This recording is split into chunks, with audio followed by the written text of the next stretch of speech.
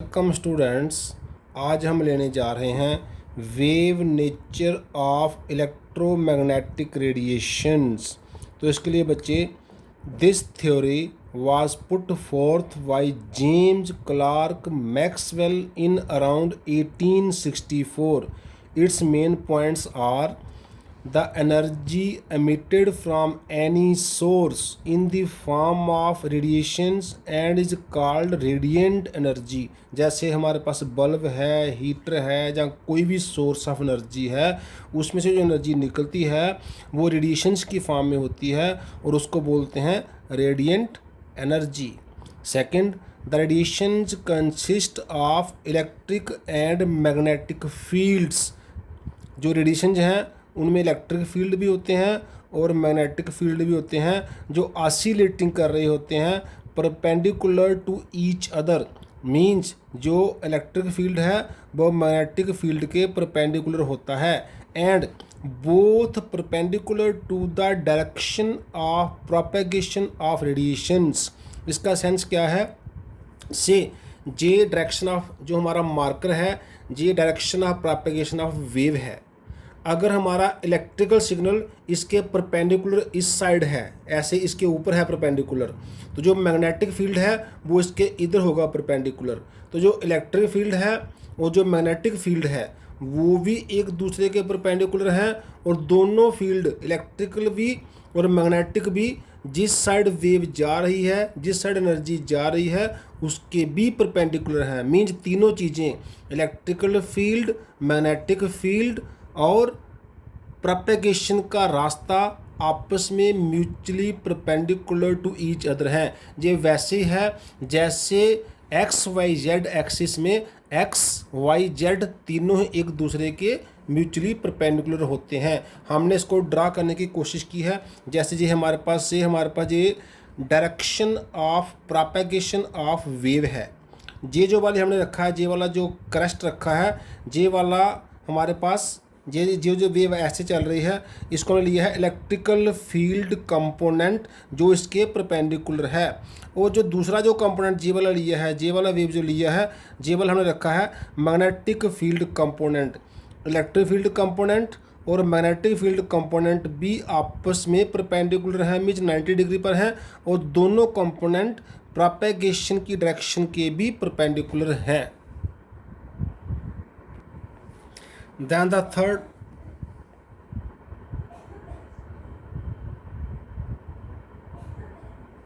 point is the radiations possess wave character and travel with velocity of light। जो radiations हैं उनका wave character है radiations का, जैसे वो इस तरह वेव की तरह चलती हैं, और उनकी जो वेलोसिटी ऑफ लाइट की जितनी स्पीड होती है 3 × 10⁸ मीटर पर सेकंड उसकी प्रोपेगेशन का स्पीड है। And are called electromagnetic radiations, क्योंकि उनमें इलेक्ट्रिकल सिग्नल्स भी हैं और मैग्नेटिक सिग्नल्स भी हैं, जैसा कि हमने पॉइंट 2 में देखा।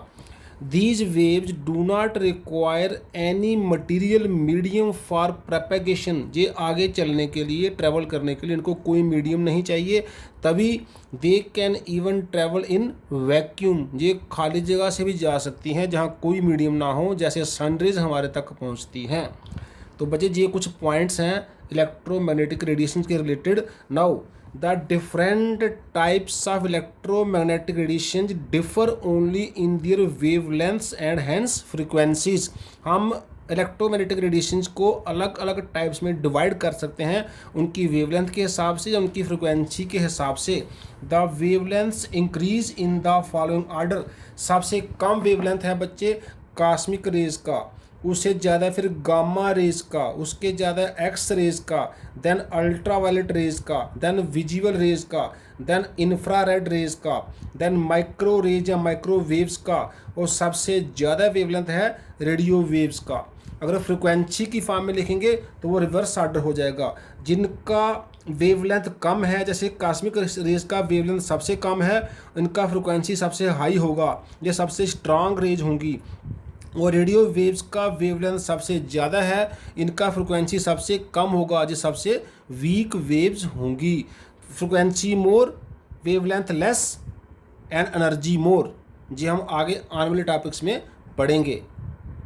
सो बच्चे, व्हेन दीज इलेक्ट्रोमैग्नेटिक रेडिएशन जो हमने पढ़ी हैं are arranged in order of their increasing wavelengths और decreasing frequencies, the complete spectrum या बैंड्स जो हमें मिलते हैं ऑब्टेन्ड, इसी को बोलते हैं, is called electromagnetic spectrum. So electromagnetic spectrum क्या है? जो हमारे पास वेवलेंथ के हिसाब से अलग अलग टाइप की रेडिएशन हैं, हम जब उनको इंक्रीजिंग आर्डर में लिखेंगे, सबसे कम वेवलेंथ पहले लिखेंगे, सबसे ज़्यादा वाली बाद में लिखेंगे, और जो हमें उनका बैंड मिलेगा, उन रेडिएशंस का जो हमें स्पेक्ट्रम मिलेगा, उसी को बोलते हैं इलेक्ट्रोमैग्नेटिक स्पेक्ट्रम। जैसे हमारे पास है कॉस्मिक रेज, ये होती हैं 10⁻18 से 10⁻14 मीटर तक इनका वेवलेंथ होता है। देन गामा रेज, इनका 10⁻12 के रेंज में फॉल करता है, मीटर में है ये। देन एक्स रे इनका 10⁻10 के मीटर में फॉल करता है। ऐसे ही अल्ट्रावायलेट रेज का 10⁻8 मीटर में, विजिबल रेज का 10⁻6 की रेंज में। जब हम सारी रेज को अरेंज कर देते हैं in increasing order of wavelength, तो हम इसी को बोलते हैं इलेक्ट्रोमैग्नेटिक स्पेक्ट्रम। अब हम बच्चे ले लेते हैं some limitations of electromagnetic wave theory, जो भी हमने डिस्कस की है। इलेक्ट्रोमैग्नेटिक वेव थ्योरी जो है सक्सेसफुली एक्सप्लेन करती है many properties like of the light such as interference, जैसे लाइट क्यों मिक्स कर जाती है, डिफ्रैक्शन, लाइट क्यों बिखर जाती है, etcetera. But it fails in many aspects, इसके कई ड्रॉबैक भी हैं, कई ऐसे पॉइंट्स भी हैं जहाँ ये थ्योरी उनको एक्सप्लेन नहीं कर पाती है। वो कौन से हैं, अभी हम डिस्कस करते हैं उनको। The first drawback, the phenomena of black body radiation is not explained bye electromagnetic wave theory. अभी हम इसको आगे देखते हैं, ब्लैक बॉडी रेडिएशन क्या होती हैं। ऐसे फोटो इलेक्ट्रिक इफेक्ट भी एक्सप्लेन नहीं हो सकता है।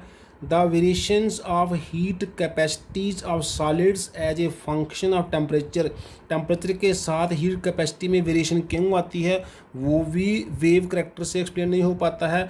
ऐसे ही हम आगे पढ़ेंगे, the line spectra of atoms जो होता है वो कैसे ओरिजिनेट होता है, वो भी वेव थ्योरी एक्सप्लेन नहीं कर पाती है।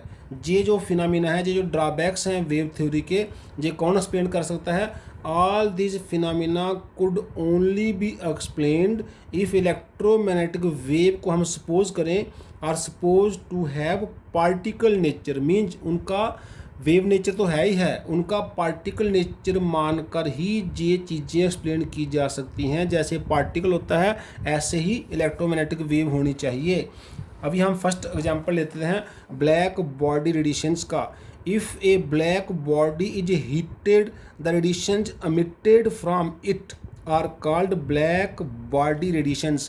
एक ऐसी बॉडी, ब्लैक बॉडी जो perfect absorber and perfect radiator of heat energy. और हम किसी बॉडी को, किसी मटेरियल को कंप्लीटली ब्लैक पेंट कर दें, तो हम उसके जो भी फ्रिक्वेंसी उसको दें हीट की, वो सारी फ्रिक्वेंसी ऑब्जर्व कर ले और सारी ही फ्रिक्वेंसी को वो रिफ्लेक्ट भी कर दे। ऐसी बॉडी को हम बोलते हैं ब्लैक बॉडी रेडिएशन, और ऐसी बॉडी में से जो रेडिएशन निकलती हैं उनको बोलते हैं ब्लैक बॉडी रेडिएशंस।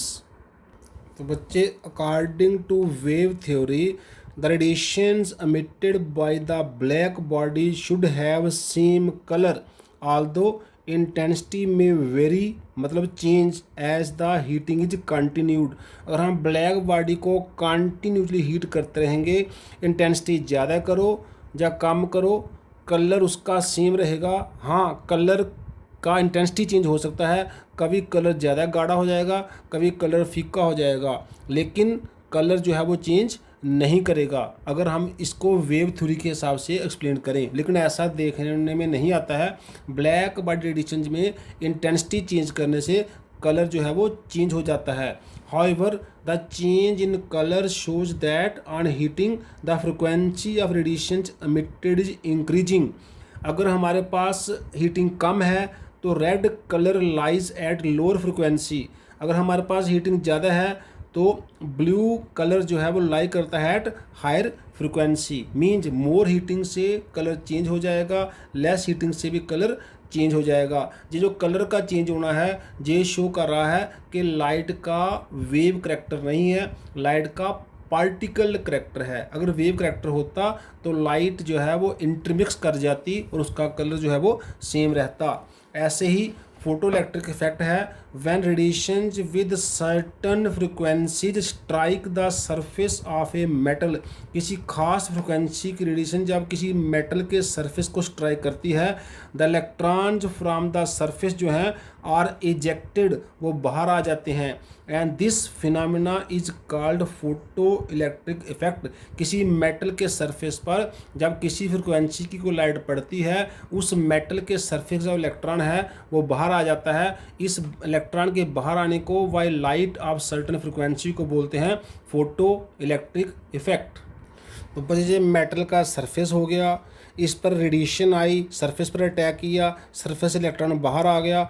तो ये मेटल सरफेस से जब सरफेस रेडिएशन से इलेक्ट्रॉन बाहर आ गया तो ये हो गया फोटो इलेक्ट्रिक इफेक्ट। तो क्योंकि इलेक्ट्रॉन एक पार्टिकल है, एक पार्टिकल को एक पार्टिकल ही उसकी जगह से डिस्प्लेस कर सकता है, इसलिए हमें रेडिएशन को या वेव को भी पार्टिकल ही मानना पड़ेगा, वेव नहीं मानना पड़ेगा। सो पार्टिकल नेचर अगर वेव का मानेंगे तभी इलेक्ट्रॉन मेटल के सरफेस से बाहर आ सकता है, क्योंकि इलेक्ट्रॉन खुद एक पार्टिकल है। तो बच्चे, to explain the phenomena of black body radiations and photo electric effect, Max Planck नाम के साइंटिस्ट ने 1900 के around put forth a theory called Planck's quantum theory, जो हम आगे आने वाले टॉपिक्स में हायर क्लासेस में पढ़ेंगे। And this theory was extended by Einstein scientist ने इन 1905। इसके मेन पॉइंट्स क्या हैं? The radiant energy is emitted और एब्जॉर्ब्ड डिसकंटिन्यूसली। इसके पहले इलेक्ट्रोमैग्नेटिक वेव को कंटिन्यूस माना गया था, लेकिन अब क्या कह रहे हैं, ये डिसकंटिन्यूसली एमिट होती है in the form of small discrete particle. जिन पार्टिकल को हम पैकेट्स बोल सकते हैं ऑफ एनर्जी, इनको बंडल ऑफ एनर्जी भी बोल सकते हैं। सो ईच पैकेट या bundle of energy is named as photon. So photon is क्या है? Massless particle of radiations.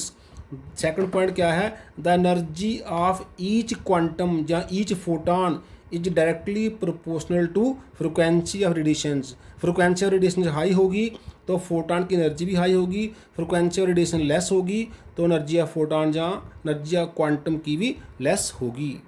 So E is directly proportional to nu. Nu क्या है? फ्रिक्वेंसी ऑफ लाइट का symbol. E equal to H nu. H is proportionality constant, जहाँ पर H का नाम है प्लैंक्स कांस्टेंट, जिसका वैल्यू है 6.626 10⁻34 joule second. Next point postulate is the total energy emitted हो या एब्जॉर्ब्ड हो by a body is whole number quanta, that is E equal to NH nu. अगर एक क्वांटम आएगा n की वैल्यू 1, दो क्वांटम आएगा n की वैल्यू 2, तो n क्या है? इंटीजर। तो E equal to H nu है एक क्वांटा के लिए, और किसी भी क्वांटा के लिए E equal to NH nu where n is integer. अब हम लेते हैं dual nature of electromagnetic radiations. We can say that some particles of light, some properties of light, जैसे कि या रेडिएशन का कोई भी हो सकता है, लाइक इंटरफेरेंस प्रॉपर्टी है, डिफ्रैक्शन प्रॉपर्टी है, can be explained only by considering light to have wave character. अगर लाइट को वेव करैक्टर माने तभी इंटरफेरेंस डिफ्रैक्शन वगैरह एक्सप्लेन की जा सकती हैं। Where as some other properties जैसे कि ब्लैक बॉडी रेडिएशन हो गया, फोटो इलेक्ट्रिक इफेक्ट हो गया, can be explained only by considering light to have particle nature. तो इंटरफेरेंस डिफ्रैक्शन को एक्सप्लेन करने के लिए लाइट का वेव नेचर है, या फिर ऐसे ही ब्लैक बॉडी रेडिएशन या फोटो इलेक्ट्रिक इफेक्ट को एक्सप्लेन करने के लिए लाइट को पार्टिकल नेचर मानना पड़ेगा। इसलिए हम कह सकते हैं so light is said to have dual character. इसका ड्यूअल करैक्टर है, दैट इज इसका डबल नेचर है, वेव नेचर भी है और पार्टिकल नेचर भी है। किसी एक्सपेरिमेंट में जब लाइट जो है किसी मैटर से इंटरेक्शन नहीं करती है तब हम उसका वेव नेचर मानते हैं, जब लाइट किसी पार्टिकल से इंटरेक्शन करती है तब उसका हम पार्टिकल नेचर मानते हैं। तो रेडिएशन का या लाइट का ड्यूअल नेचर है। इसी से हम आज का लेक्चर कंक्लूड करते हैं। थैंक्स।